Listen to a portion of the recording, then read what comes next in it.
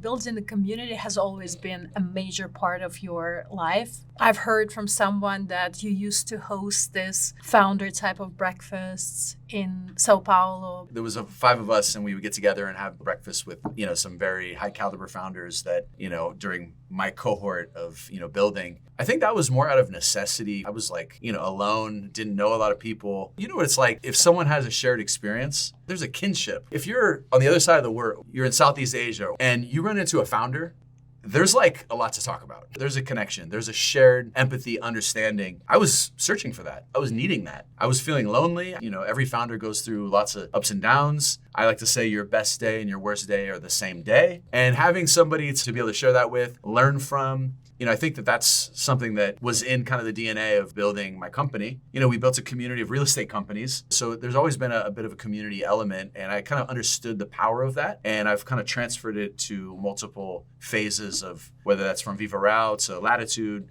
Camus doing some stuff. Yeah, and I'm going to be doing way more stuff in San Francisco now that I'm kind of steady there. One of our partners, Louisa, she's coming out to San Francisco, and I'm going to be hosting dinners and, gatherings. So I think it's been the DNA of what we've built, and that's just kind of how we've done things.